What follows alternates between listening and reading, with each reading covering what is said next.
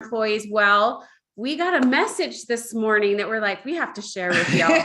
This is why we're doing this training. Someone said, and then this is at 6 a.m. Eastern. I did look them up to see that they're on the East Coast. So they were thinking about this very early. I transitioned from a solo practice to a group practice in 2019, and I think I made a mistake. I have 9 part-time clinicians and an assistant, and we're always full. I'm exhausted keeping up with all the business stuff. And I really like to see clients, which I have to sacrifice in order to keep up with COVID regulations, the good faith estimate, negotiating office space, or figuring out how to play unemployment in multiple states because I live very close to 2 other states, or the myriad of other boring and time-consuming administrative things. In 2019, I kept thinking that as soon as I got all my systems up and running and having a group practice, it would be less stressful. Then COVID and 2020 brought on a whole new set of stressors. How much time should I give it before making the decision to either scale back or go back to solo practice? This is why we're here today, is to really help inform and give you the information you need to go in a way and create a model that's actually works for you in particular. If you've never been to one of our trainings before, welcome. This is going to be an interactive experience. We have been coaching collectively for over 20 years. We've been together for 11. We've been doing business school for 9. We are obsessed with helping therapists like you to really build a business that brings them a good life as well. We believe in a holistic approach to our coaching. I'm Kelly Higdon. And I'm Miranda Palmer. And if you're here today, you're meant to be, right? We know you don't take trainings willy-nilly. You don't have time for that. Everybody's overworked right now. You want to help your community in a way that you can't on your own, right? You want to make a great income for you and your family. You want to be an amazing place to work with a sustainable income for your employees.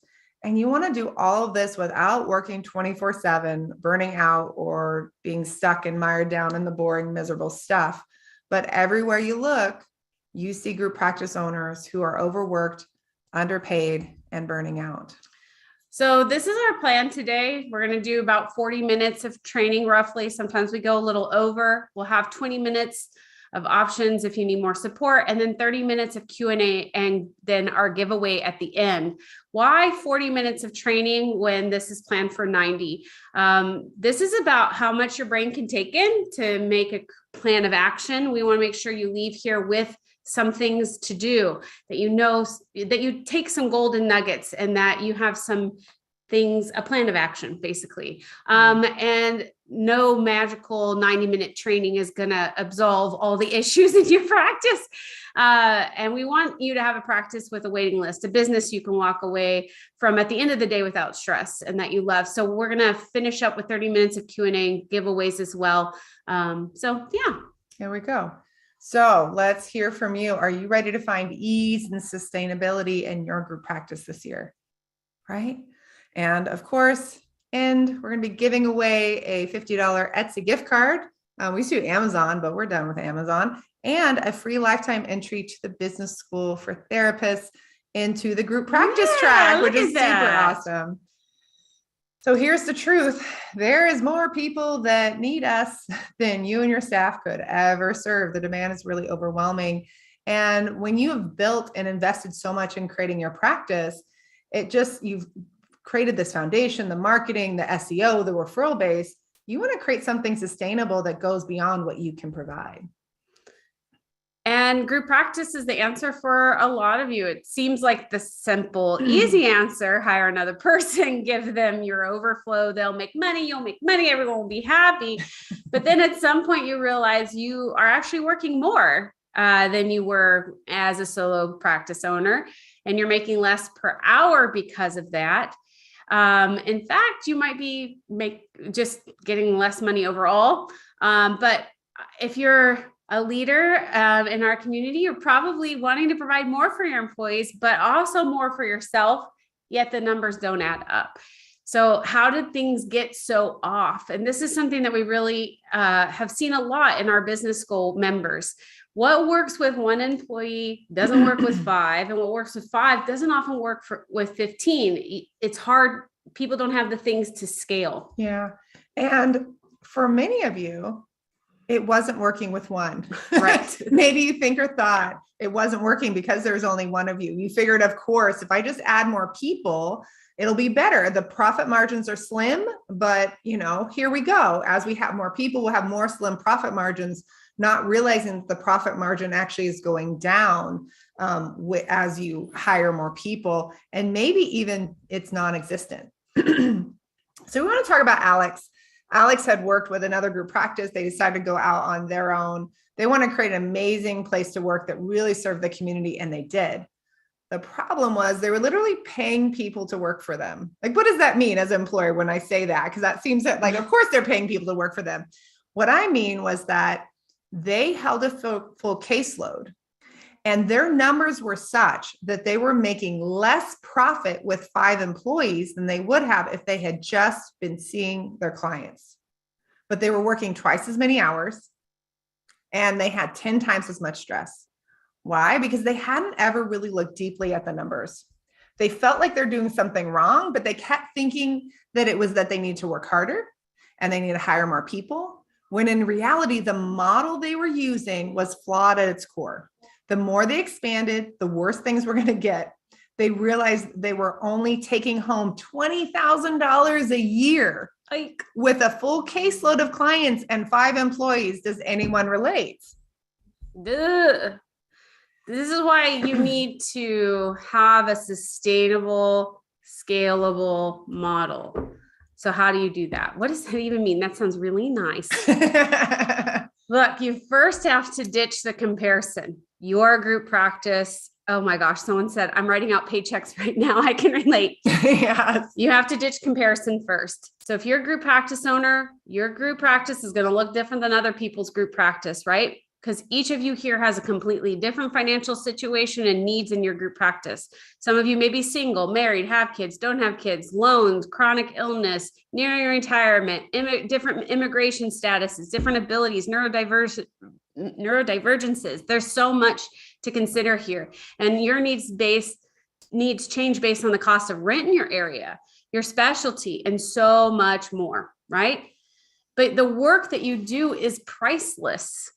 Right? You teach your clients to value themselves. It's time we start valuing the work you do and the work that you're having your clinicians do as well. And I think that piece of it is really deep emotional work and connection that we're making. And there's only so much that we each have to kind of give out into the world, and understanding that that is what creates these magic moments with clients. Yeah. I mean, how many of you got into this work because you wanted magic moments with unemployment forms, right? Like you got into this work because you wanted magic moments with clients. And maybe there are times with like a supervisee or with your employee, like you get to hear the magic moment, like as a trainer, as a teacher, like a faculty in the past, and as a supervisor in the past, like I can experience the magic through my client, through my employees or my supervisees. But if I'm mired down in the other stuff, like it doesn't feel good. So this is the deal. It's like your needs really matter. Mm-hmm. What do you need in the life that you currently live, right? What do you need to be able to do this work well and to really have the attunement required? You don't need to be working 24/7. You don't need to be in a place where you have to go through fast food or DoorDash or skip meals or live on protein shakes in order to be like fully present with your clients or your employees. You need to have a life where you can have some time to move, to rest, to meditate, to whatever else that you need in life. Mm-hmm. Right. And with that without this like thoughtful, sustainable plan, without a fee that really works for you and for your employees, like that's not possible. I think too, we need to accept what you and your staff need personally. You want to provide a living wage for your staff. You want them to have a good life as well. It's sort of like the therapeutic relationship. We want to emulate health and wellness. We want the same as leaders to be doing that for ourselves and holding that standard for our staff. Yeah. And then you also want to look at what they need clinically and what you need clinically. And this may have changed, y'all. What you needed, 5 years ago, 3 years ago is different because the capacities of everybody have changed. You're going to probably, I've seen this a lot, group practice owners, their clinicians, their capacities have changed. Or maybe who you were working with is now more draining and less energizing. There's time, it's time to reevaluate here and say, hey, has something shifted in my life and in the lives of my staff that I need to adjust here? And I think, we had a deep conversation. We did a podcast training with Maureen Warbuck on the Group Practice Exchange, sharing there's this big piece where group practice owners are trying to let's do a fun day or a team training, and not looking at the fact that their clinicians suddenly, they said that they wanted to have 20 sessions a week, but they felt this obligation. Now they're working 30 sessions a week and they're feeling numb, and they can see it. And they think that a bowling day is going to fix that, when it's no, what really needs to happen? How can I support this person in the boundary setting and kind of going back? And that can be kind of tough as the person, because you're looking at it going, that means a cut in income for me and for them. And it's not always money that's the solution either. Sometimes it is the number of cases and the type of cases.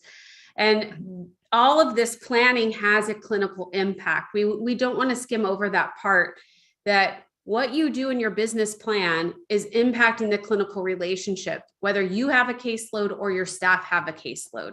So be aware, if there's resentment, if there's fatigue, if there's burnout, that is going to show up in the therapeutic room. Mm-hmm. We would like to think it doesn't, but we all know that it does. And I mean, those are things suddenly people are having lots of reschedules and cancellations. Yes. So then they're overscheduling, taking on more clients, which is then it just starts to cycle out. Right. So, all of this might making sense. I can't quite see the chat from here because, I have old eyes. I can. Kelly it's can. Sense to me. I have my glasses. But we wanted to talk about and start right off the bat with an example of what does this really mean in practice? So let's hear from the Harpers. Hi, everybody. We are Shaman and Yolanda Harper. We are the co-founders of Harper Therapy in the Tampa Bay area. Yep. We are a trauma-focused practice, and currently we have 8 team members. Right. So a majority of us are clinicians. We have a couple of admin and client care coordinator. And as I was shifting from solo practice to, as we were considering group practice, we kind of ran the gamut. We started as a 1099. Right. We started hiring at 1099 at the beginning because that was the path of least resistance. That's how everybody does it, right? And then over time, we shifted to W-2, paying out hourly. Right. And more recently, we have really taken the plunge, and we hire now as a W-2 salaried position. Right. 4-day work week. 4-day work week. With benefits like healthcare, paid time off, education stipend, right. And retirement. Right. Because we wanted to create something here where we're taking exceptionally good care of our clients, but also good care of our team members. Right. It's a bit of a trick to get there. Takes a little bit of money in the bank. So because you're going to have some ups and downs as you're kind of working your way there, and you got to have a really good understanding of your numbers. You know, you really need to model out your business, including where you're currently at, where your growth is projecting to be, and be a little conservative in that, because it's so easy for business owners to, go with the most optimistic growth, right? So be a little conservative in that. And then when you're building that out and modeling it out, make sure you're putting money back into the business as well. You're accounting for that. Mm-hmm. And as you get there, it really starts to kind of float itself, and it works really well. Mm-hmm. It seems to be really honoring to our team. They really seem to enjoy it. So take your vision for your practice, kind of think outside of the box about how to get there. I think that's our biggest thing, is we really push ourselves to think outside the box. And with today's job environment, you really have to be competitive. So now's the time to do it. Right. We wanted to be at a place where we were offering things that other people weren't, and that's what brings in the best people. Thanks, guys. I love it. So as you listen to the Harpers, what's your takeaway? They talk about financial modeling, the process that they went from having contractors to employees to now salary, how they had to have some money in the bank for that growth to be effective. I remember when they were going through it, and it was they really they're very, very intentional and wanted to still be conservative enough to not risk, their livelihood, and understanding the numbers, that optimism versus conservative kind of approach, and how to reinvest those profits. Yeah. So this is, So share in the chat, what is the impact on your life and business if you honor the needs of you and your staff? Both of them, that they're making a profit through this whole process. They're not taking out crazy amounts of loans. Right. They're not putting themselves in a position where they're putting their staff first and now they're feeling the squeeze. They're making sure that everybody's taken care of at the same time. Retention. Right? It changes like stability. Nakia posted that to us. The rest of you didn't see it, but it changes the stability, more balanced life, overall wellness, happier, less stress. Yes. Yeah. Wellness for everybody, abundance and stability. And that's what we want to really talk about today too. This is great. And this is that lesson number 2. Everything translates into numbers, y'all. Everything translates into numbers, right? And we're not just talking about money numbers. We're also talking about time numbers. How many of you did all the math on the money, or you thought you did, at the very least, you thought you did, but your time numbers were like significantly off with, payroll and all the other pieces. Because you don't know. You don't know until you get in there. Yeah. Your beautiful vision is something that we need to start seeing the financial impact for sure, but also creating time, right? And that's what's going to support that beautiful vision. The problem is we didn't learn business in grad school. The focus was on clinical impact, and we were advised to do things that didn't make good business sense. And they did not want to teach us about return on investment. I mean, that's how we ended up with student loans. That were like, in some cases, $100,000 while people are going out and being encouraged to take a $40,000 job. Like, that doesn't make sense. Yeah. The second problem, math was not part of our programs. Statistics didn't prepare us for financial modeling in business. Right. And some of us actually chose psychology to avoid math. There's a lot of therapists who are like, no, that's why I took psychology.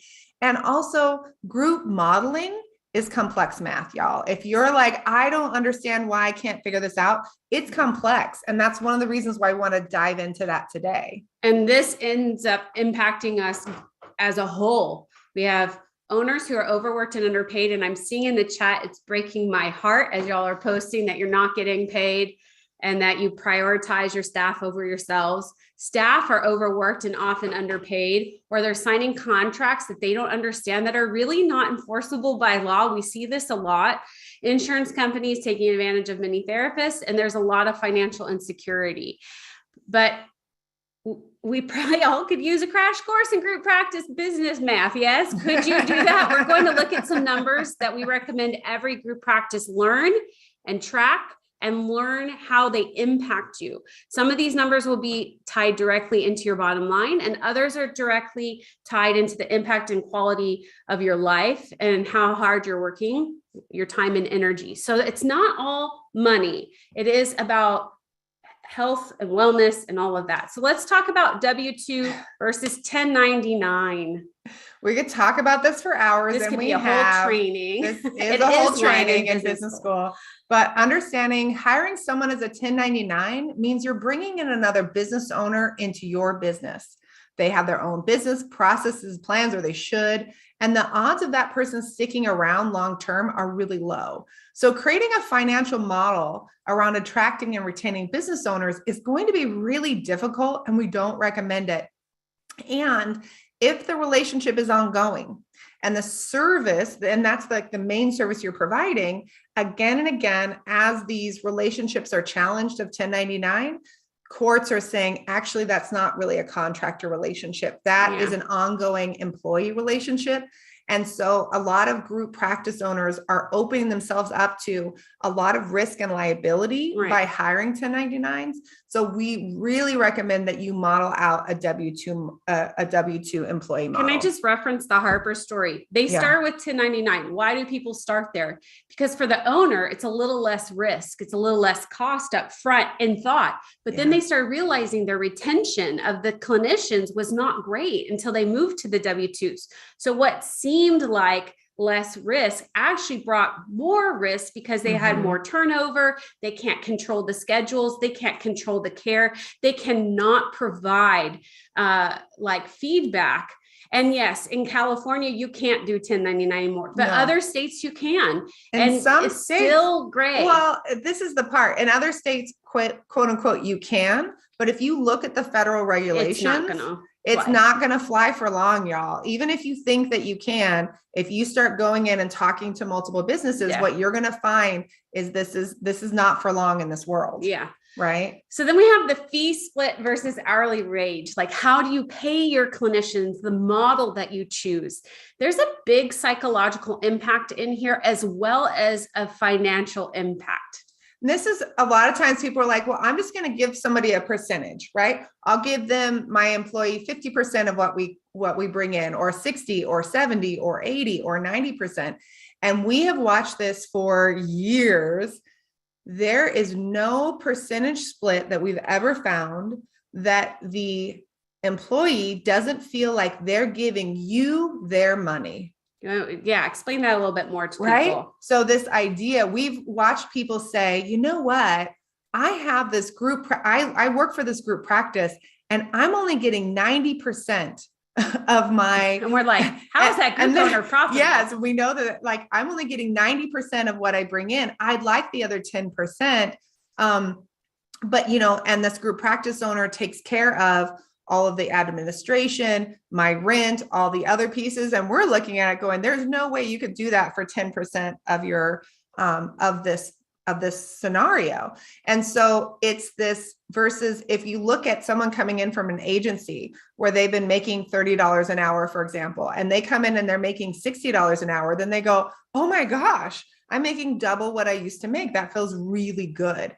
And it also gives them a sense of like security. It's something that they understand. They know how much they're making per hour versus this percentage. They start looking at the amount that's coming in and then dividing that by half or dividing that by 70%. So they always start with the number that they're bringing in, and then they take it away. And again, that's why they feel like they're paying you instead of this is your money and you're paying it to them. So this is why I highly, highly recommend an hourly wage. With pay scales. Yes. Not just, I'm going to randomly pick this number, but giving people a scale so that they can see how things progress. Even 50-50, it is hard to be profitable after taxes and expenses. The margins are so slim. And we have a calculator in business school that goes through this in detail, because so often when we're thinking in splits, we think that, oh, well, then I'm making this, but then we take expenses and taxes out of it, and you're left with so very little. And then we want to give people vacation and sick time and then health expenses benefits go up and 401k. And you're like, you just keep taking that profit margin down, and it's not a sustainable process. Giving yourself room for that growth and ability to serve abundantly to your staff. And that's that whole modeling. And we're going to talk about this later. And one of our people made a video sharing how she does her modeling. About looking at that big model, like let's get a sense of what that means to take care of a salaried employee or to take care of somebody with the insurance from the very beginning, instead of creating something and then realizing, oh, I don't have room to do that. Like there's no room for me to move. Then we have onboarding costs. This is something many people glaze over, especially when it comes to starting and they hire their first person. They're not really realizing how much money they need a little bit to hedge to get started. So you have hours of your time to train and bring people into your processes. You're going to be paying those people for training. So it's not fee for service exchange. Like they're not seeing clients yet. And you have to pay them for the time worked. You hear that? Pay them for time worked always. And what costs are you absorbing with each new hire? For example, with your EHR, maybe a voice line, things like that, or bringing in your another laptop. You know, there's expenses here that we don't want to glaze over. So be sure that you're aware of your onboarding costs. And I think too, if you are an insurance-based or even a hybrid-based practice, even if you start them out the gate with the, and again, that also you'll have credentialing costs and like all of that time. But if you start them out the gate seeing clients, you may not see the reimbursements for 30, 45, 60 days, right? So there's this place that you're having to hold in the interim.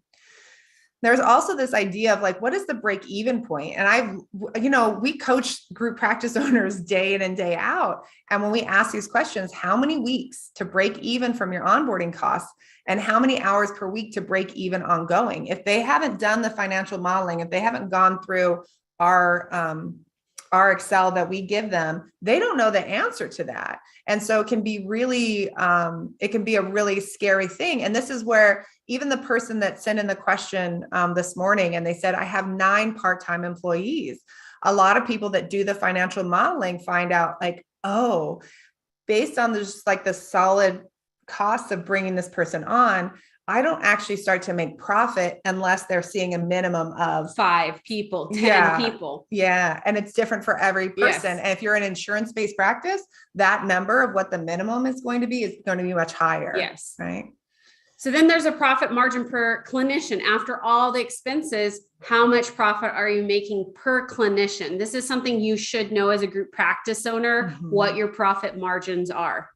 And I think this is the piece too. And this is what helps you to understand, like, okay, if I was to invest in hiring 3 new clinicians, what does that mean on a monthly profit? And that's part of, we'll talk about this later in terms of expansion expenses, looking at office space, what you can afford in a lease, all of that.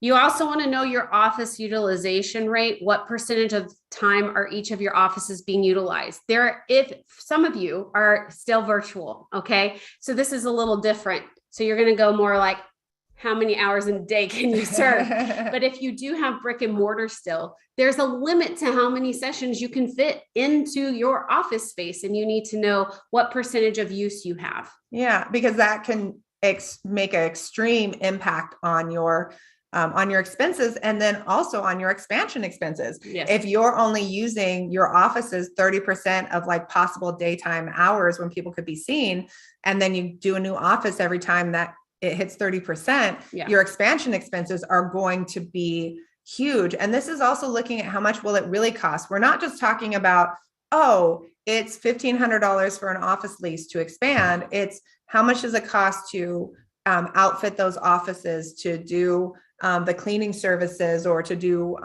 pest control, or whatever else you might be doing. Your utilities, like there's a lot of expenses that people gloss over, and they don't realize like, oh, that lease might be 50% of your ongoing costs for that new bigger space. And then there's the cost of goods sold. I know this sounds a little odd as therapists, like what's the cost of me sitting and being present? But for some of you, you may have static room rentals by the hour. You may be subletting things out. You may pay a flat fee, a flat fee or a really large fee for like a horse and equine therapy, pet therapy. You may have art supplies, play therapists. My gosh, I went to one of your conferences and I was just shocked at the amount of shopping there, because you have so many tools and things like that. And there's costs of the offer of what you're providing. Yeah. And if you're doing any psychological tests, sometimes there's psychological tests per each. And then you have sweat equity. Whew. We don't talk about this enough. How many hours are you putting in? How many hours do you have to continue to invest? What could you be doing instead with those hours? Could you be seeing clients, or is it a good trade for you and it gives you great value in your life? But so many group owners are like, they have nothing left to sweat. They're exhausted. No, there's nothing left. And I think that piece of realizing, even after you put together your systems, you get things in place, you have things running like a well-oiled machine, there's going to be ongoing hours. on a regular basis. So have you really accounted for that and making sure that you're bringing the profit in where that feels really good, and where you're actually doing things that you like? Yes. Because if you don't, let's just pause for a second. If you don't like being a leader, This may not be for you. this is not for you. Like, this is, if you don't like helping other people, being of inspiration to them, supporting them, like, this is not just a great, well, this is the next step kind of thing. And at the very least, you're going to need to model something out where you have a clinical director or an agency director who really likes being that lead person.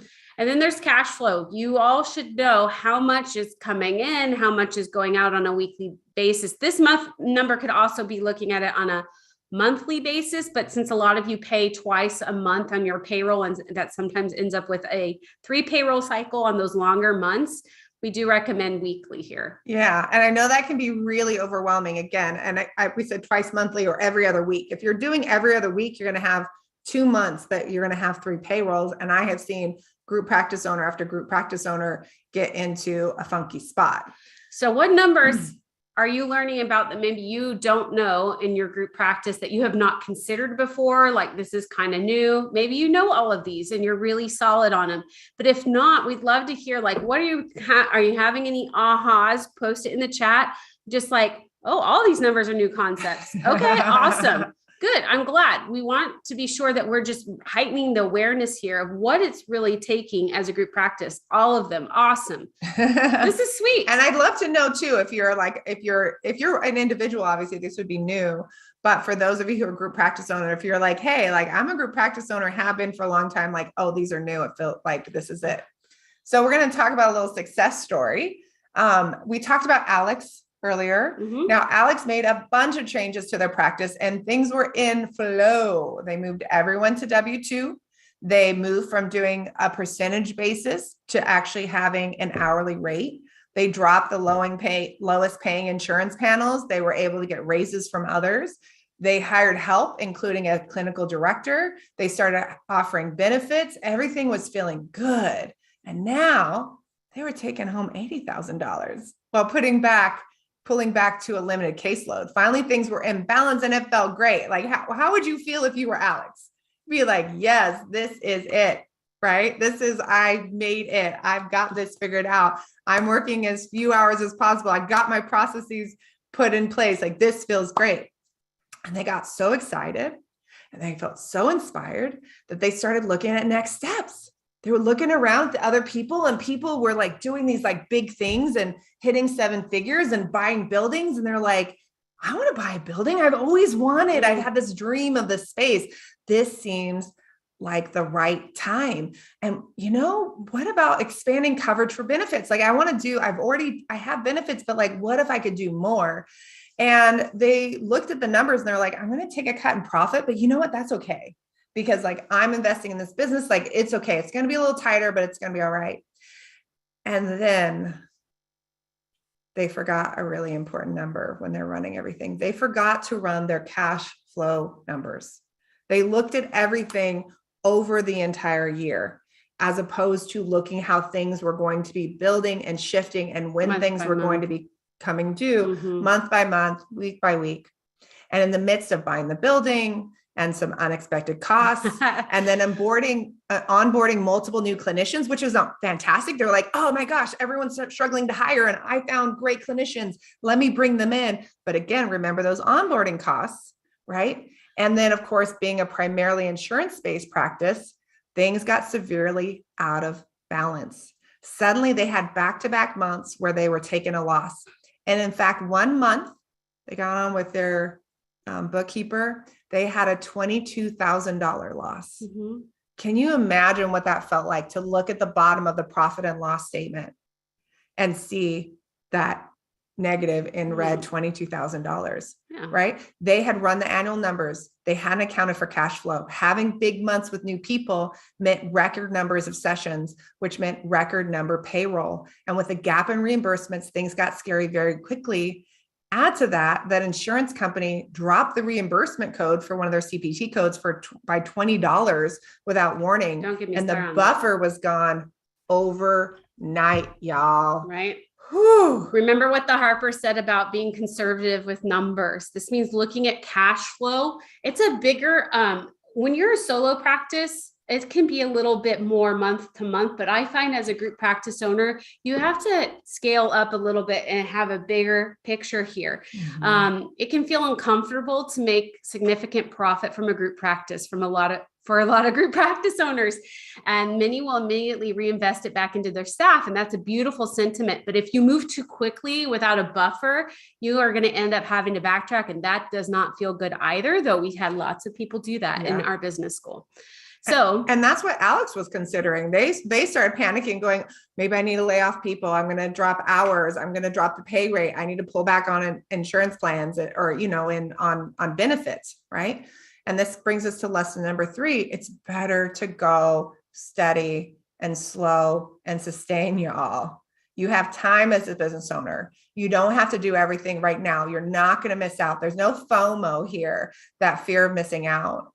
If you have months of salary and expenses saved up, you can make a lot more. You can be more aggressive. You can take more risks. Have you really projected out your numbers for the rest of the year, including the projected cash flow? Are you tracking your projected and actual cash flow monthly to see how well things are lining up, to see whether you what I thought it would be this and it was that. Yeah. And how can I make those projections more and more accurate over time? Right. So you want to be looking at your profit margin. What's your annual gross income, annual profit to the owner, right? What is that margin that you have? What's that percentage? That's a divider, right? Annual gross income divided by annual profit to owners. That's going to give you a percentage. Okay. Then the conversion rates. This is really important to pay attention to if you're feeling like you are struggling.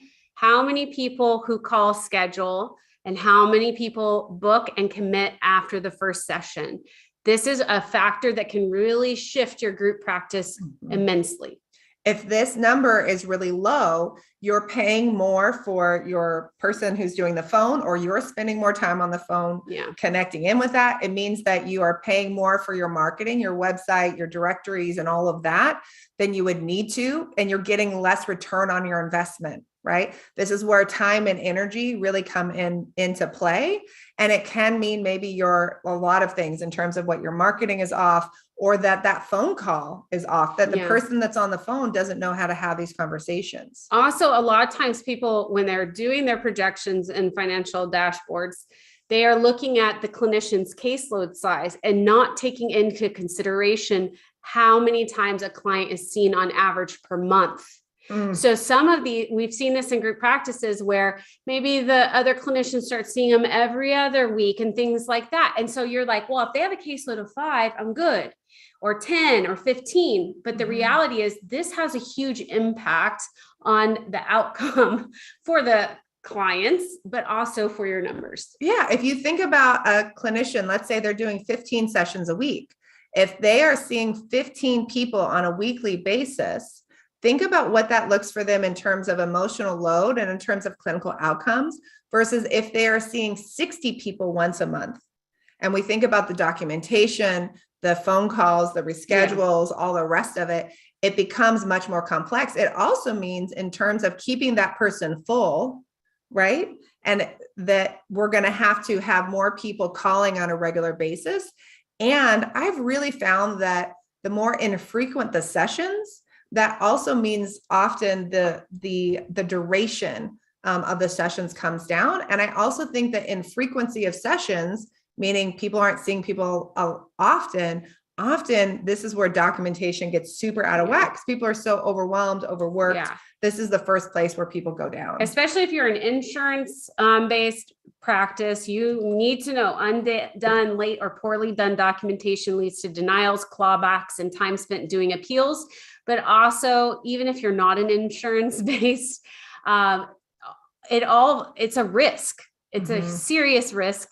And if you have contractors working for you, that risk falls on you. Clawbacks fall on you. Lost impact falls on you, not your contractor or employee. Well, not either. Even if you have an employee, yeah. like you can't go back and say, well, now you have to give me back Yeah. this money. This all comes down to you. And then we want to look at what percentage of clients does an employee retain. And we're talking also about the mutual termination of these, that people aren't just dropping off. So you may find you have a clinician who has great retention with great mutual termination, and someone who has infrequent sessions, poor retention, and people drop out. These are things to pay attention to. It is costing you more money when these numbers are lower. And I think also it's also going to mean less retention for your employees. They're going to be less happy because they're not having these good clinical outcomes. Oh, yeah. When you have good clinical outcomes, it will fire up your clinicians. Like they're going to say, I love working here. Take pride in it. I do such great work. And when somebody drops out of therapy randomly, how likely are they to refer to your practice? Yeah. Versus when somebody comes in and says, oh my gosh, this was an amazing experience, they're going to refer. And again, we go back into this average duration per clinician. Do you know who does better short-term work and who does better long-term work? Are you referring clients who are looking for short-term work to your short-term therapist who does really good work in that way? Or do you notice that, like, hey, wait, I'm sending people with chronic trauma to this person and they're averaging 6 sessions? Like, what are the odds that this person is getting really good outcomes? That can be a piece of data that's in there about that, like your practice isn't doing what you thought it was going to do. So all these numbers kind of tell you, okay, what do I need for my call volume? What kind of like stats do I need in order to be profitable and for clinicians to do good work? And if you haven't looked at these and you just said, oh, here's the caseload size, you're missing out on why you're struggling. And these are some of those points. So what are you learning about the impact on you, your staff, and the clients when it comes to your numbers? Yeah. Like, what are you seeing the connection? Are you seeing how this is taking you more time, taking more energy, stressing you out more, right? Lesson number 4, conversion and outcome measures, they impact the bottom line. It all connects, right? So now we're going to hear from Robin Brannon. She's in here actually today. That's so cool. And we'll see how she makes sense of all these numbers and creates her group practice vision. Hi, I'm Robin Brannon. My practice is Better Together Family Therapy in Kensington, Maryland. And Kelly and Miranda asked me to talk to you a little bit because I have a business that's thriving as a group practice with an employee model in an area where most of the practices are actually using an independent contractor model. So we are competing against practices that look at first glance like they're paying a whole lot more than we are, but it's not an apples to apples comparison. So being able to show staff that it's not an apples to apples comparison is definitely an important component of the business model here. But I honestly think the biggest reason the business model is working is that I got serious about the numbers and started making decisions based on the numbers. So I can sometimes make really awesome decisions based on my gut, but what I have learned over time is that when I do that, it affects the business bottom line in ways that I don't anticipate. So for me, I did what I think many of us do, and I tried to go through boot camp without doing this step. I tried to skip it. I tried to do a more simplistic version of it for myself, and it just didn't work.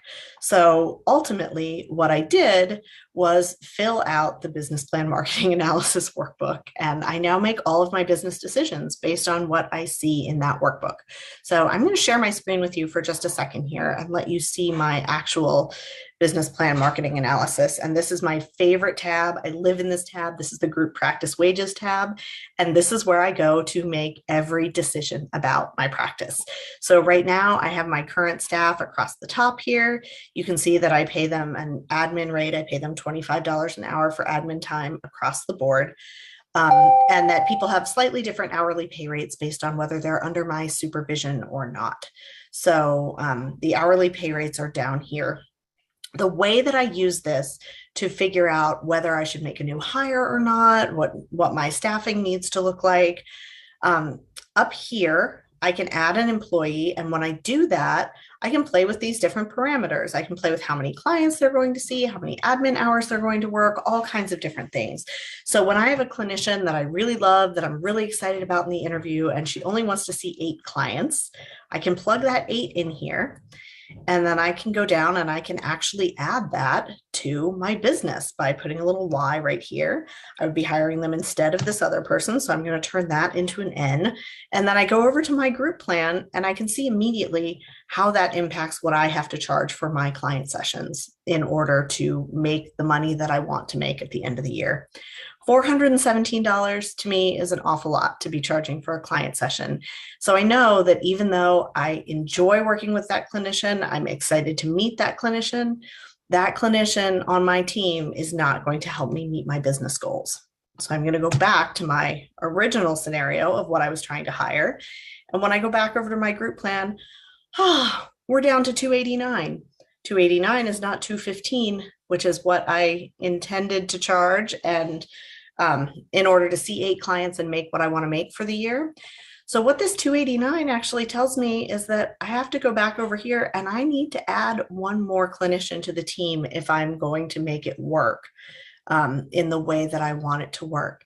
So as hard as that is, as much as that isn't what I had in mind as the size of the practice, I realize that in order to make the numbers work, that's what I have to be reaching for. That's what I have to be striving for. I need that extra hire. The other place that I really like to use this workbook is to figure out what kinds of benefits I can offer. So part of the reason that my practice is thriving right now is I'm offering my staff student loan assistance. And that's something that they can't get in an independent contractor position. It's something that they can't get a lot of other places. And it's something that's really exciting for my staff in particular.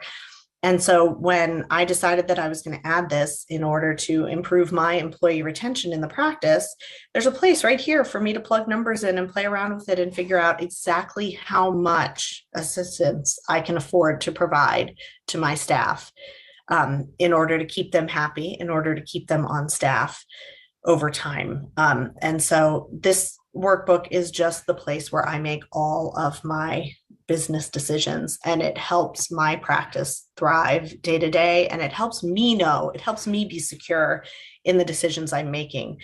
I can even go back to that workbook and I can plug in like a worst case scenario. What happens if all of my staff leave midway through the year?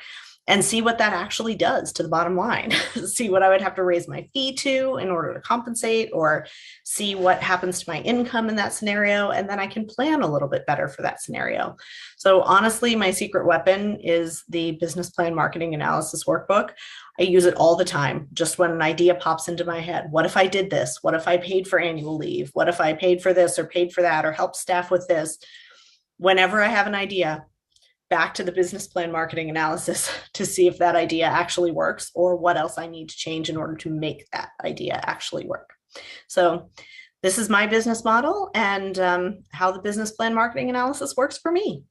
Robin, thank you so much for sharing this. And for those of you asking where this workbook is, it's in our business school. If you are in business school, there is training on line by line how it all connects. And if you have more questions, you can always post and Miranda and I will help you. Yeah. So there is complexity and there's testing and modeling. It's not so direct percentage. I have 10 clients, I pay them 50%. And no, there's a lot more in here that we need to be paying attention to. And we have to lean into that and know that you can learn to manage it.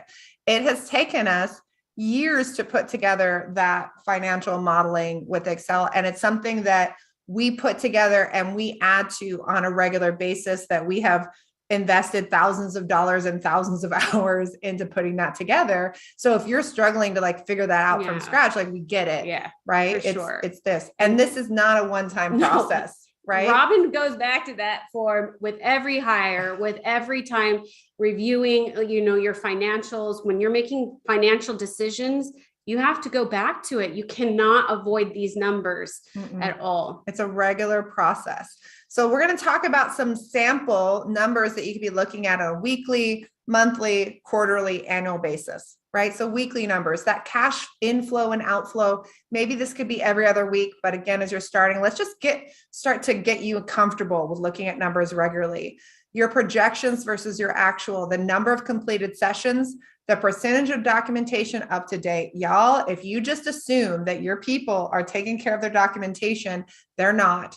And then the number of no-shows and cancellations, and also the percentage of no-shows and cancellations, and do that by staff, because you might find that you have some staff that there's some clinical stuff, there's some clinical numbers in there. And if you can catch that early, Yes, and have those things, you're going to be more profitable and a lot less stress. then on your monthly, these are just some that we recommend, looking at your number of referrals and how many of them converted into clients, what the retention rate is per clinician, alongside the percent of mutual terminations versus no-shows and dropouts or drop-offs. I don't like saying dropouts, it's not high school. The number of completed sessions, outstanding insurance over 60 days. If you have an insurance practice, you know you don't always get paid on time, especially lately. Anybody else can relate to this? So we need to be tracking what's over 60 days and any insurance reimbursement rate changes. Yeah. And that maybe you even say, you know, for me, that's 45 days because I usually get paid in 30. You can decide that. But again, what is that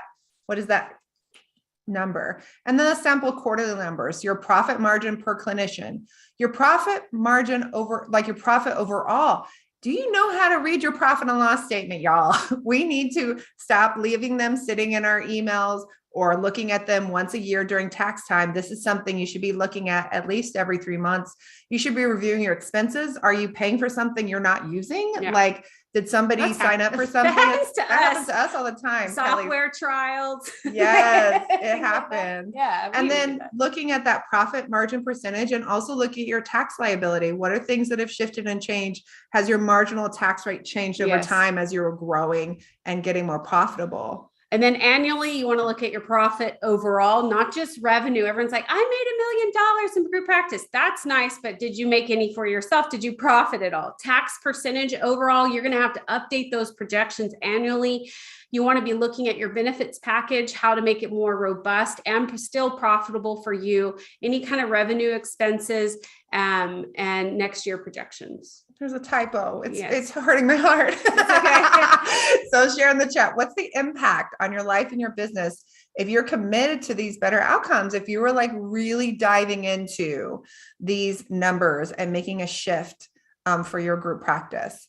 And this is our lesson number 5. Make regular dates with your numbers, y'all. Let's change this. And if you're like, oh, these numbers panic me, let's have some systematic desensitization. Let's retrain your nervous system to learn how to regulate and be in those numbers. Yeah. Right. So what numbers are having the most impact on your bottom line? As you've been listening to this, we want you to kind of just take a moment to assess, right? What are the numbers that are impacting your personal ability to pay yourself and your clinicians well? Can you see the numbers that you've been ignoring in your business that are having an impact? What are the numbers you're going to focus on integrating into your plan to ensure that you have a successful, sustainable group practice that pays you and your employees well? I see like the slow reimbursement denials and all that from insurance companies. Then you have to start thinking about, is this the right fit for your practice? Or if you are going to have a group practice with insurance, you need a bigger savings, a bigger kind of hedge for what you're dealing with. Someone said like, there's not, I saw someone post earlier about like the pay that they've been overpaying people and they hadn't really considered how a great clinician still may not be profitable. This just said, oh my gosh, you said it just to host and panels. Isn't this life-changing? I'm so energized. Thank you. Thank you. All the numbers. Yes. Yes. Oh my gosh, I'm so stoked. I'm just going to say for a moment. Yeah, you can say we've been training people and doing this in our business school for a long time, but trying to put something together in 90 minutes for group practice owners, like there was a little bit of this of like, we were sweating a little bit about how we could get this off more than to you all in a way that you could bring something and have something actionable, because we know it's a lot, like we get it. And so like the response, I'm just like, I feel like so like I knew this is so important and I'm so glad. And I could cry right now seeing the chat. Yeah. Because I mean, we believe you can do this. We've seen people turn around. I've had group practice owners burn it down. They just realized this all doesn't work and they had to restart. We've had other people be able to make micro pivots along the way. Yeah. You can do this. We believe that you can know how the numbers and everything. Yeah. So let's recap. You need a sustainable, scalable model. Everything translates into numbers. That's money and time. Slow and steady is great. Conversion and retention numbers impact your bottom line, and make regular dates with your numbers. We've got that list of what numbers to watch and when. Definitely, you can go back and watch the recording, take screenshots, take pictures, do whatever you need to do, right? Then this is just the beginning of your learning. I mean, you saw Robin's, that's one page of the dashboard. That's just the payroll. That's not everything else. But you see this one thing and you think, wow, that's amazing. But then that's what it really takes. It takes so much more. We've been sharing this slide over and over every day. Like, this is just the tip of the iceberg, kind of thing. What if you let others help you? There's a lot of shame that people carry around about this stuff, and they don't want to talk about it. And then everyone talks about the wrong numbers. They talk about, like, I have 10 clinicians. Okay. But that's not. Yeah. I have 10 clinicians, or like, I literally watched somebody like show their simple practice screenshot. Like, look at that. I made $500,000. Means nothing to me. It means nothing. No, that's a vanity number, y'all. And what if it was saying, if you are struggling, it's okay to need support. It's okay to reach out and drop some of the shame, be a little vulnerable, because you're not alone. Yeah. Some of you might be in here being like, oh, Dawn just said, I need my own support group. Yeah. Like, our group practice owners really do. It's a different kind of practice than solo in some ways. It's different issues. And it's important. Yeah. I see all of y'all. Oh, and it's powerful what you do. Yeah. Right. It's powerful and it's doable, but we have models around us that aren't doing it well. We're replicating it and then feeling shame like we're doing something wrong. And I know, I'm just going to call it out. We never owned group practices. I didn't for a reason, because I ran a clinic with 20 clinicians and I was like, I'm not doing that. Yeah. However, we have served so many group practices and we know the impact that this makes on our communities. We don't want other clinicians being underpaid or any of that. And we don't want group practice owners not being paid and being stressed out, because our heart, like, I hope you can feel this from us, is that we do better. So you have a better life. This is not about being a martyr at all. We want you to have some joy. Like, this actually can be really fun. Yes. And it can be something you're super proud of and that your clinicians are proud to be a part of. I think we have a weird space, right? In a couple of ways. One is that we get into a more profit and loss statements than you guys will ever see, right? We get to see the back end of how a good or a bad, I don't want to say good or bad, but like a well-run versus not a well-run group practice, how it impacts people's lives and their mental health. Sort of like, I got to have a conversation. I've had a conversation with a bookkeeper and with an accountant who works with a therapist. And we're talking about what we see, that we're all seeing the same things in these profit and loss statements. And so we don't just have, hey, I had one person, I had one employee. Yes, you did. But when you look at like, oh, hey, I did this and it worked for me, so you just do the same thing I did. No, we come from a perspective of, we have worked with very different group practices all over the country with very different setups and we get to be that outside vision going, this math doesn't add up. Right. And helping to come up with that. Right. So this is what we're here about. We want to help you grow and scale and have an effortless, profitable practice. And for some of you, like, that is group practice. And for some of you, it's not. Like, if you don't like the leadership aspects, if you hate all the rest of it, you can be really successful and sustainable solo. Yeah. Like, that's a possibility. It's all okay. And it's why we want to talk about, if you're needing more support, we have support for you through our business school for therapists, for 9 years. It is on our 9-year anniversary that this program has been around. Thousands of therapists have gone through it. It's a complete step-by-step formula for creating your practice, whether you're solo, group, or you want to go beyond the couch. Sometimes this happens. Group practice owners say, you know what, I'm going to scale back to solo and I'm going to do other things. And that's okay. So and it's, we work with people no matter what stage. People come to us, they're successful group practice that want to go beyond the couch, or they say, I'm successful to a point, but like, I'm not happy. Like, what's going on? Struggling solo, starting from scratch, struggling group practice, or successful solo. Like, we do all the things, no matter what your goal is. If you're like, I'm making enough money, but I'm not joyful, and I'm really struggling, or whether you're like, I'm in a lot of debt, like I need to figure this out. I want to launch an online course. I want to pivot, whatever that is, like that's what we do. And this program is the only thing that teaches it all together in one spot on how to create that successful life and business as a lifetime access program, because we know that things are going to shift and change for you over time. What you want this year might be different than what you want in 2 years. And we've literally been working with people lifetime access for 9 years, people that did our first round of business school. I saw Natalie in here. She's like, can I repeat? Yes, you can repeat, Natalie. You've been in the program for a long time, 6 years. Yeah. This is something I love about Tiffany. She has multiple locations in a couple cities. And it's all about processes. It allows them to do better clinical work now that they have their processes. She has her numbers locked down. These are the things, we can go to the next. These are the things we cover and so much more. It's on demand. You can jump around as you need to. You can learn on the go with an app. Pretty easy. Yeah, making it easy peasy. And we have group coaching calls where we sit and we spend the time with you going through Q&As and digging into this process and helping you figure out, like, what do I really do? How do I get through the blocks? What does that really look like? Yeah. We have free scripts and workshops and worksheets and templates for like everything you could imagine.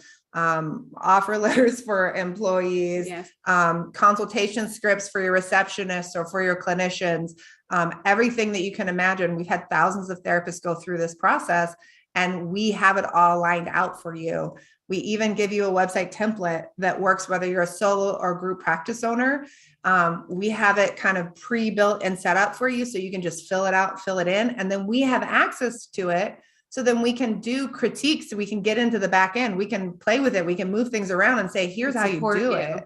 And the worksheet that Robin showed, this is our magic dashboard. It does require Excel, but it's worth it. Let me tell you, this is really, it covers your expenses, retirement. It roughs out some of your tax payments, a rough estimate of those. So this is an amazing worksheet. And I just want to say, like, we had asked a couple of people, we said, look, can you just share, like, what are the number things that have been like the greatest pieces in like 2 minutes or less? And we asked a couple of people, and Robin was one of them. And Robin came back and said, I had to do 5 minutes, and I hope it's okay that I included the business planning worksheet. So sweet. Like I just, for those of you, I just want to be like super transparent. Like, that was not like a, hey, can you show this? So people are like, how do I do that? I want that too. It was just like, and I really appreciated her being so vulnerable and sharing her numbers with y'all. Like, can we give a shout out for Robin for like sharing like really behind the scenes of like what's happening in her practice? Like, that's pretty amazing. And I just appreciate her. Erica's one of our business schoolers that came to us, who was in a bad business situation, got out of that, had a solo practice, has moved into a group practice, and really like building something that meets her needs. It's so important.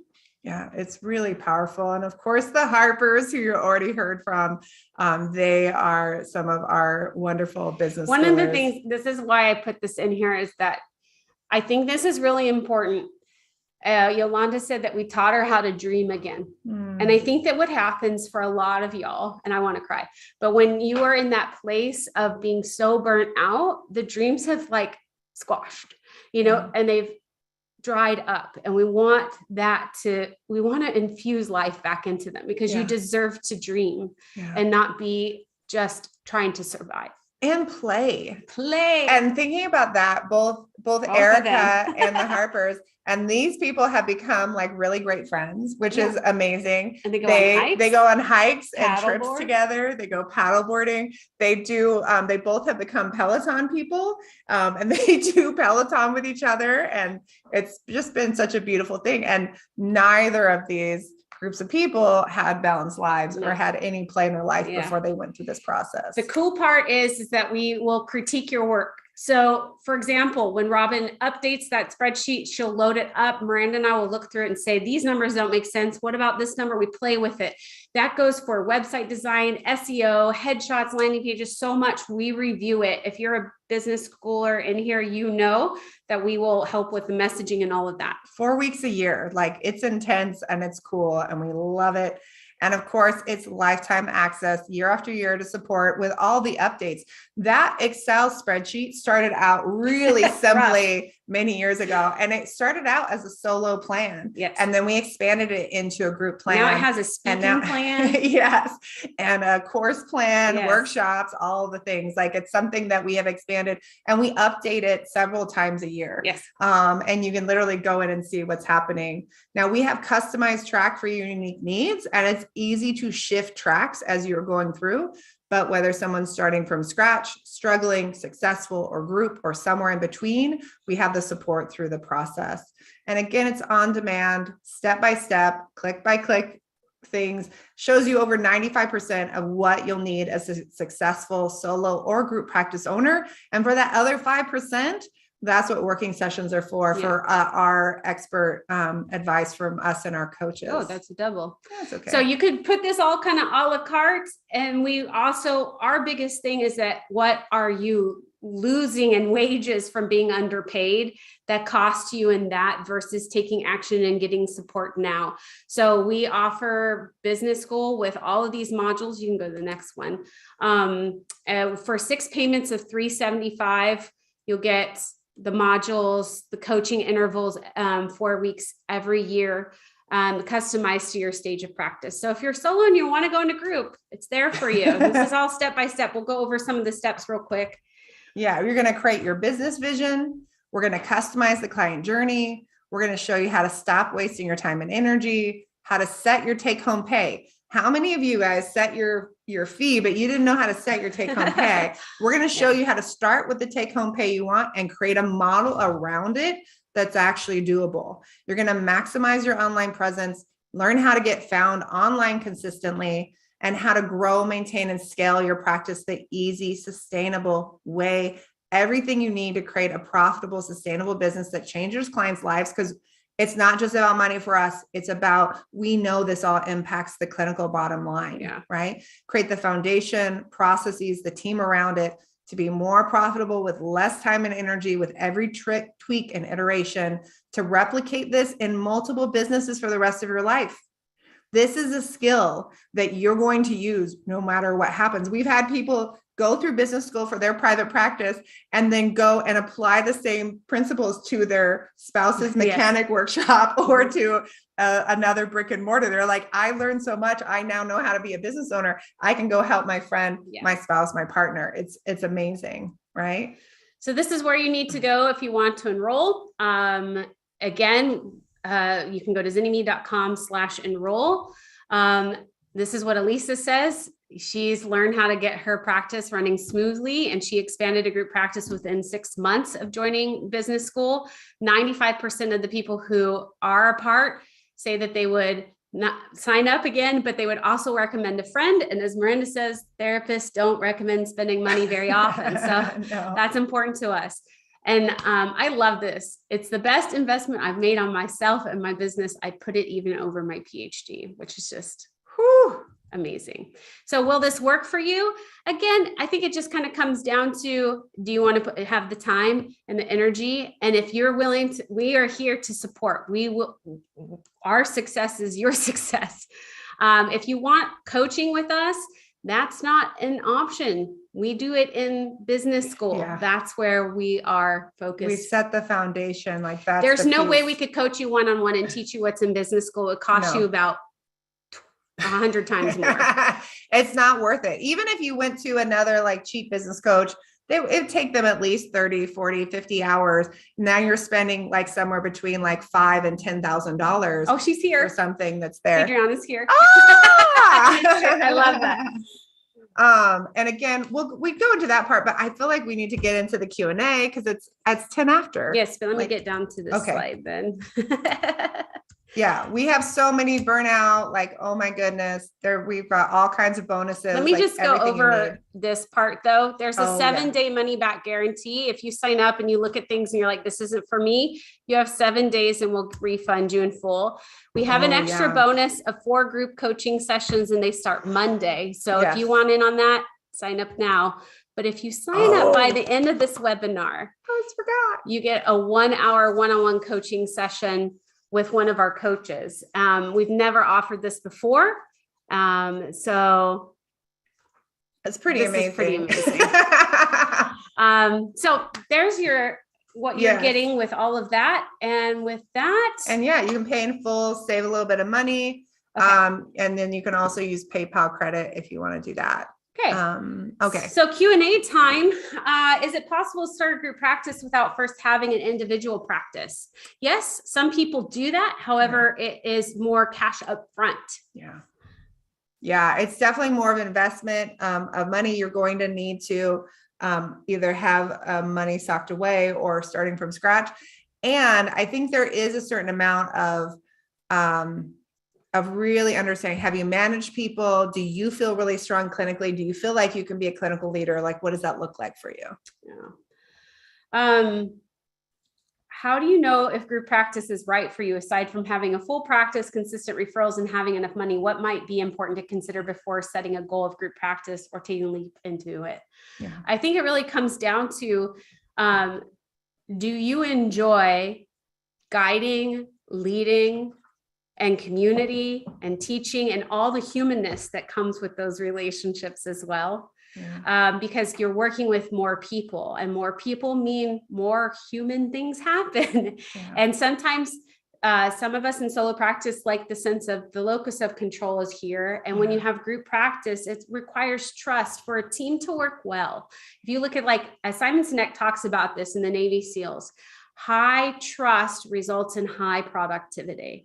And so are you a person who wants to facilitate that, who wants to leave a larger impact in that way? There's lots of ways to make an impact in the world. So I think too, if you're someone who says, I really like the caseload that I have and I don't want to drop it and I don't want to spend more time, group practice isn't a good option, right? Like, there's something's got to give in the long down the road up front. So you can get to the point. Yes. But it's going to take you time to get there. It may be like your caseload has to go down until you have the profitability to hire a clinical director. And then you can go back to kind of that first love. But you have to, do think you have to enjoy people. Yes, you do. Is it possible to be profitable when taking insurance? Yes, it is. It really depends on your insurance contracts and what your reimbursements are. That said, you still need to have a bigger buffer in your savings, especially for clawbacks. I mean, I would look at probably 10% of every reimbursement is going straight into the insurance clawback fund of just the, like, what if everything goes wonky? And that's in addition to, right, the money that you might be paying for a biller for all these other pieces. And that's also going to give you a buffer if suddenly your contracts, for example, your reimbursements go down. If you are paying 50, 60, 70% to your clinician, there's no room for buffer whatsoever. And so when the insurance company makes a change, and they will, or when they do a clawback, and they will, right? Then, you're going to have some room. And, this is something too that we teach. We have a whole mini course about insurance, looking at what's happening in your state. If you're in Arkansas, for example, and you're being reimbursed $120 a session. And I actually don't know what the clawback laws are for Arkansas, but let's say it's 1 year from the time of payment that they have to claw back, right? And everything's flowing. That insurance-based practice could be doable. If you're living in LA and insurance are reimbursing $65 a session, right? And you want to give a good cost of living to your people. There's no way you could do an insurance-based group practice. That's something that would have to be done, honestly, as a nonprofit with grants. Yes. I've decided to start a group practice with 1099 contractors. What else do I need to be thinking about as it relates to opening my group practice? This was posted in advance, so I'm hoping this training will help think of the numbers as well. But like, as we said, with the 1099 contractors thing, you have to be very, very careful. Please consult with not just one attorney, but several, so that you can get and consult with employment attorneys. Don't just ask and say, oh, well, the person down the street's been doing 1099 for years and it works. So for example, one of our clients, they said, well, I talked with an employment attorney. I'm in Texas. Everything's different in Texas. So I pulled up a list from the Texas government that said difference between employees and contractors. They looked over the list and they went, oh, they took the list to the employment contractor that said, oh, it's fine for you to do 1099. They said, no, you need to move them to W-2 because you've been treating them as employees. Yes. Right? If you, like, at this point, if you hire someone as a contractor and they are doing terrible work with a client, doing things that are unethical, you basically just have to end their contract. You can do nothing, like, there's so many limitations. It doesn't feel good. And it's going to be connected to your reputation as a clinician if you hire someone who's not doing good work. Yeah. Natalie, I'm so glad you're in business school. Any advice going from solo practice to starting a virtual group practice in California? Yes, we have several. Yes, that was done that. I actually, one of our business schoolers, I had to work so hard to get them to do a virtual group practice, and it has absolutely beautifully flourished.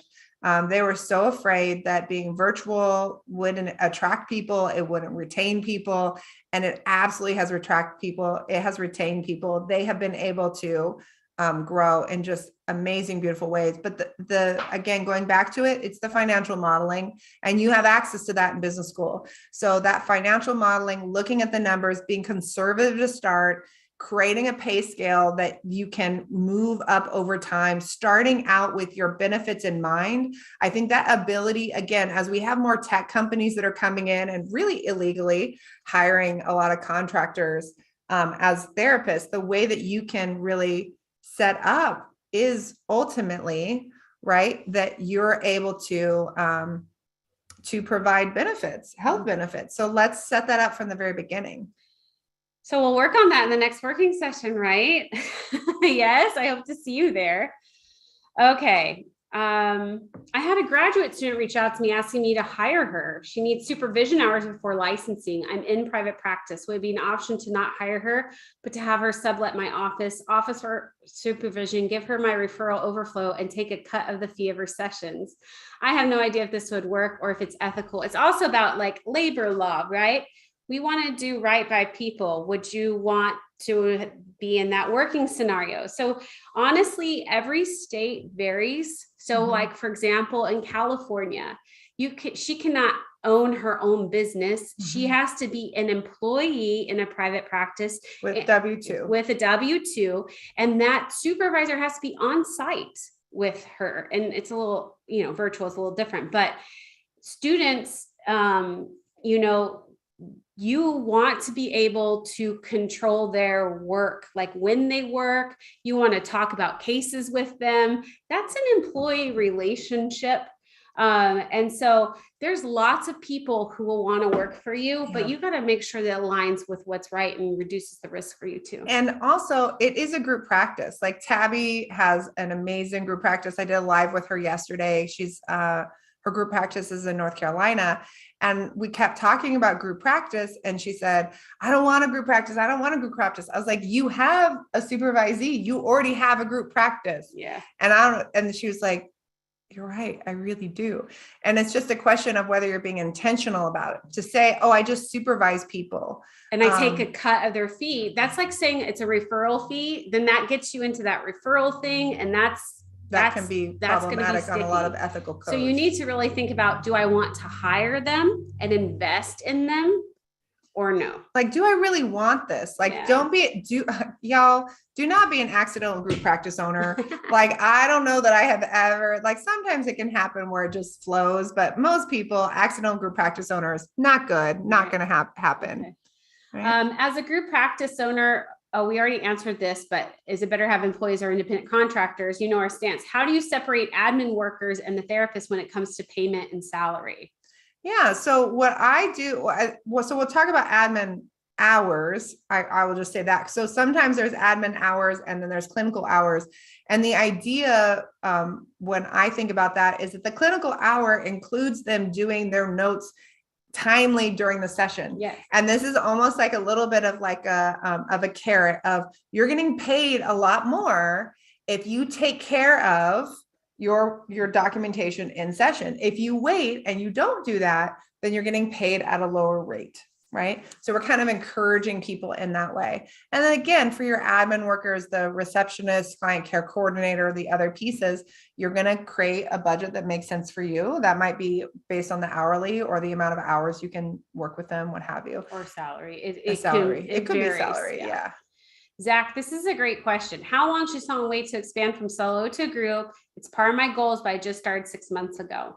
I really take it seriously when we hire people. I want to be sure that I can pay them and that I can give them work, because there's nothing worse than hiring and not being able to give a person a caseload.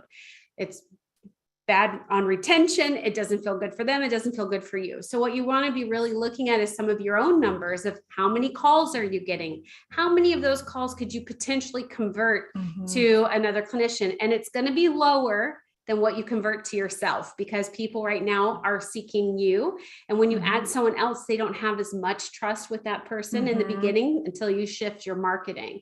So you want to be looking at that call volume and having consistency for, I like 6 months at least. That you are full for 6 months, where you're shutting down your website full, where we show people how to do this, how to create a newsletter system where when they're full, people get on the newsletter. And if you can, for example, when you have an opening, send a message out to that newsletter and people schedule consultations, that would be a sign, right?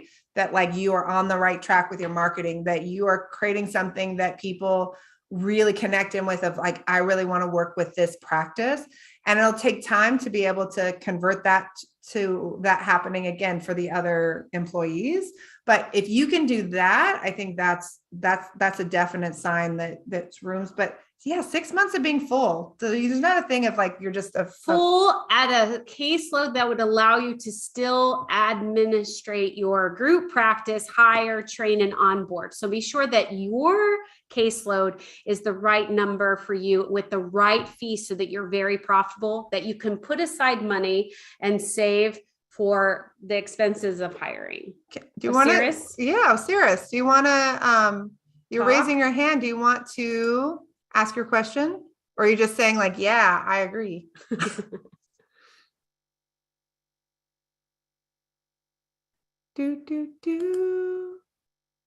Okay, we'll see that. Go ahead and go to the next one and we'll see. In California, it's illegal for group practice owners to hire clinicians at 1099. So why do they continue doing it? Well, because sometimes it's when we take on the responsibility of being an employer, we take on the responsibility of staying on top of the laws. For example, there's some laws changing around 401ks and the size of your business and having to offer those to employees. That'll take effect in the summer. You have to be responsible for that. A lot of people don't. And a lot of people, they're going with what's affordable for them. And what's affordable for them is at the cost of that person who they're working under, they're really be treated as an employee, and it's not fair to them that they're not. But I think what's going to happen eventually is that they're going to get audited. And it's happened. And we haven't seen an audit happen lately, just because of COVID. But the state is going to want that money because they lose out on the money. And what happens is the 1099 people have already gotten their income. It's going to be the group practice owners are going to get kind of stuck. Now, there are some people in California who are kind of going in this weird, like, a roundabout way where they're like, no, they're not a 1099. We're a professional service corporation. Yes. And so they're just paying us for professional services. That's something different. And I think we'll see how that works long term. No one's challenged it yet. No one's challenged it, but I think at some point that's probably going to happen, especially when they're advertising, hey, guess what? You can be an employee or you can do this. And here's what this looks like. There's only those things work, and they're taking a risk, and you have to decide, are you someone who wants to take the risk? There are some things that I will take the risk on, and there are other things that I won't. And honestly, the idea of like having employees who I love to work with and that are actually like, we're like, that's that relationship. I like that relationship. I have no issue with that relationship. And, we create enough buffer inside of our practice and inside of our business where we know that like it's doable. Yeah. We figure it out. This is a great question. Blair asks, will you talk about the transition from percentage split to hourly rate? And we've also worked with a lot of group practice owners that move from contractor to employee. And I saw a few people questioning about like, how do I make this transition when I have a group practice? Yeah. I think the biggest thing is we have to do those projections first and understand what that number is. And then you can come in and say, hey, I'm going to be really honest. I didn't know what I was doing when I started this. Yeah. I had no idea. And what I have realized is that the model that I've been using like truly isn't sustainable. I've actually taken a cut in pay since I've been doing this. I'm working 3 times as much. I didn't fully understand what this would look like in terms of how much I'd be investing time and money in terms of the billing. And I also don't like this idea where you're waiting sometimes 6 weeks or 8 weeks or what have you in order to get reimbursed for your services you provide. And so I am creating something where I want to make sure that when you do services that like you're getting paid, you're not waiting for 6 or 8 weeks. That's insane to me.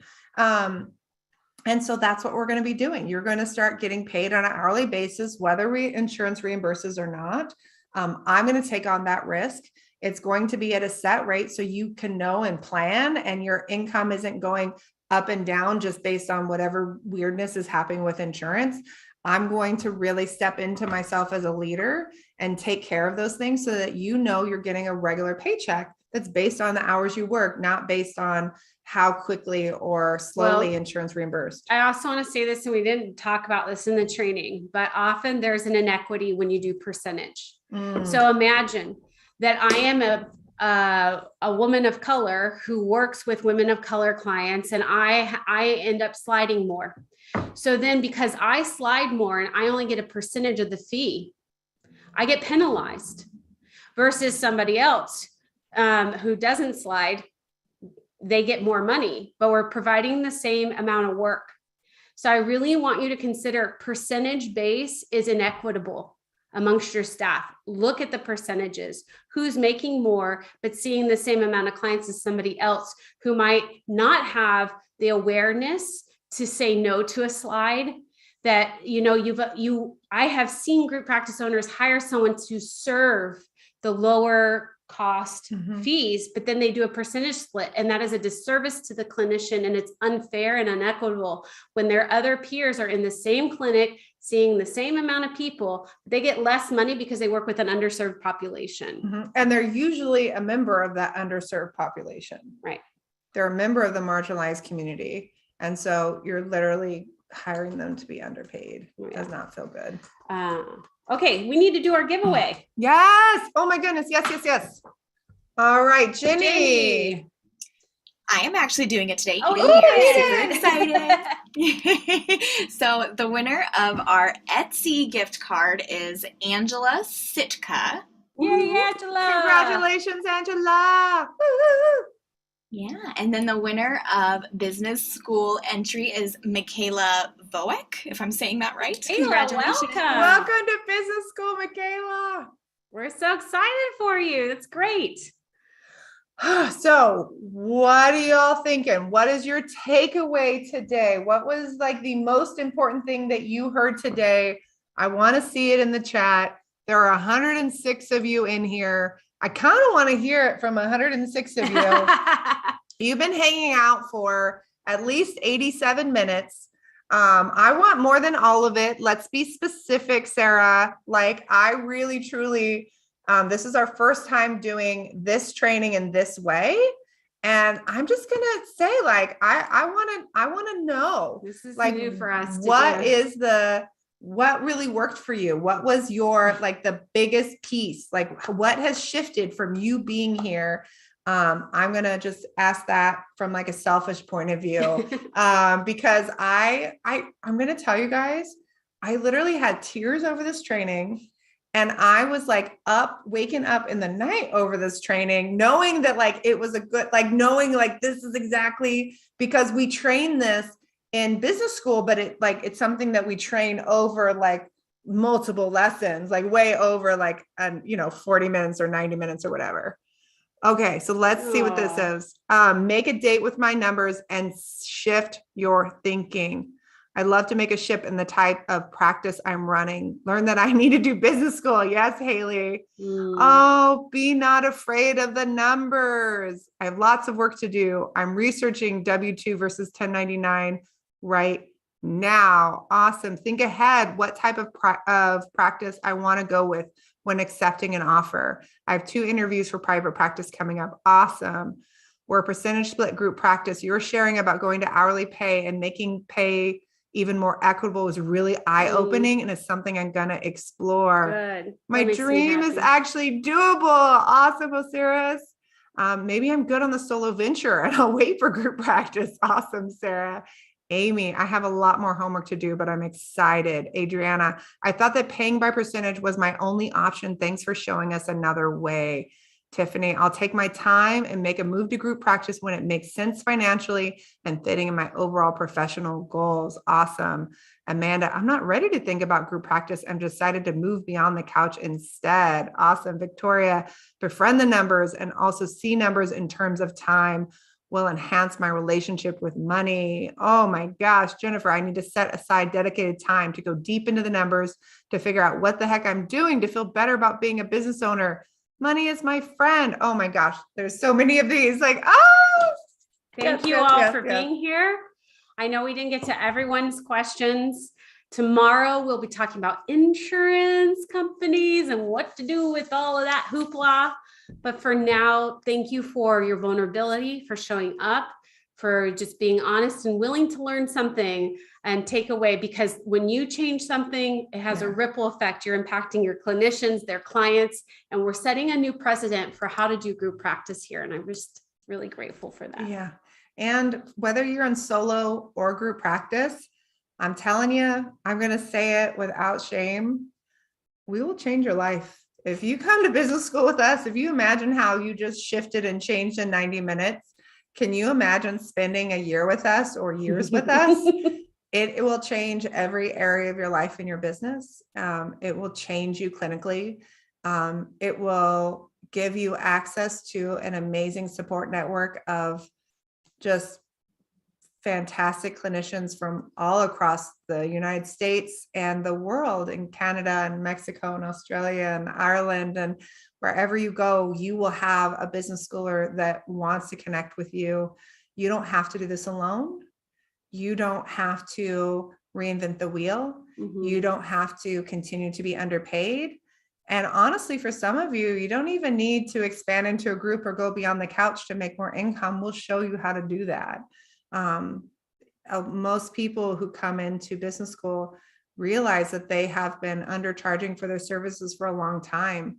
And that may be your very first step, and having the confidence to understand and look at the big picture and ensure that you're planning for vacation and sick time, that you are putting money away from your retirement, that you're making sure you're financially taken care of. Like, you deserve to be taken care of. And when you are in solo business, you're the only person taking care of you. You know, even in that agency, which I know like burnt you to the ground, there was usually like some little bit of buffer. There was something. When you're a business owner, if you don't understand that, like it's only you. And you think about how many numbers you didn't understand in the group practice, there's just as many that you're probably missing in your own preparation for your solo practice, for your own financial. We have Mary Beth Storjahan. She's a certified financial planner. She comes in and shows you how to manage your money, not just professionally, but personally, how to really understand these methods. It's a big deal what you're doing, and it's so impactful to clients, and it's so impactful to our economy. Like what we do in business school, it is the biggest return on investment that you'll get of any certification or course that you ever took in graduate school. This should have been a course. This should have been a course in graduate school. And honestly, for most of you, you would have paid more for it as a grad school course. Yes. And we're going to give you CEs and you're going to get coverage for it. I really hope for those of you who are in this place, if you are in business or want to be in business for yourself, I honestly like join us. I know that sounds like what have you. And this is not just our training is not just about pitching people, but I saw the chat and I saw how many of you are underpaid. And I saw how many of you this was really new information for. And I know that this is just, again, the tip of the iceberg. Yeah. And that's why business school is such a comprehensive program. It's all the ways that we have watched for, between the two of us over 25 years, right? I've been consulting with therapists since 2005. We've been together since 2010. As business partners, to be clear, she's married. Sometimes people get confused with that. Not that there's anything wrong with that, but it's a big deal. So you are welcome. You're here, 7-day money back guarantee. I hope to see you in business school. Bye. Till next time.